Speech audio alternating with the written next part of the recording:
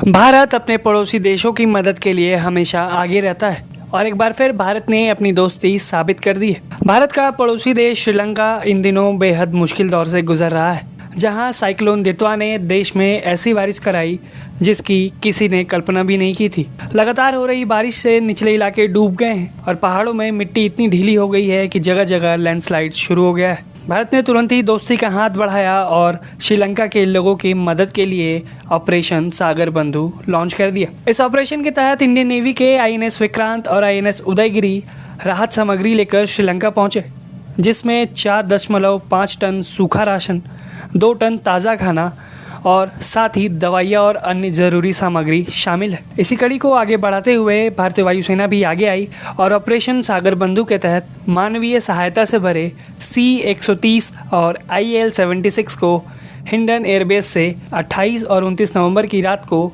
21 ton राहत सामग्री और 80 NDRF जवानों के साथ कोलंबो के लिए रवाना कर दिया।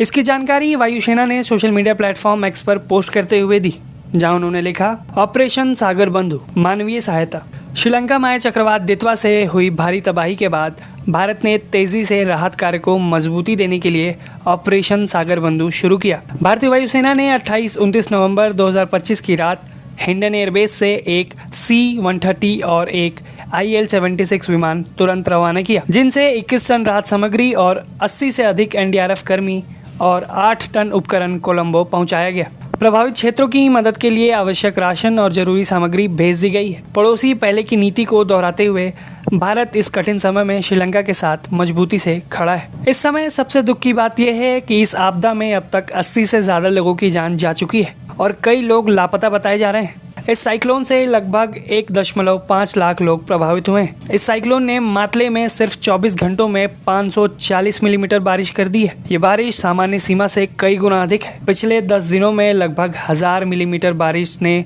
पूरे इलाके को तबाह कर दिया है। वैज्ञानिकों का कहना है कि 150 मिलीमीटर की बारिश भी लैंडस्लाइड करा सकती है, पर यहाँ तो 500 मिलीमीटर से भी ज़्यादा पानी बरस चुका है। ऐसे में भारत की मदद श्रीलंका के लोगों के लिए जीवन रक्षक साबित होगी और अधिक से अधिक लोगों को संकट से बाहर लाने का काम करेगी। श्रीलंका के साथ भारत मिलकर हर मदद के लिए तैयार है। भारत अपने पड़ोसियों की हर मुश्किल घड़ी में मदद करता है। श्रीलंका के साथ ही भारत ने अफगानिस्तान को भी 28 नवंबर को 73 टन जीवन रक्षक दवाइयाँ, वैक्सीन और मानवीय सहायता भेजी हैं। आप इस खबर पर अपनी राय हमें कमेंट बॉक्स में ज़रूर बताएं।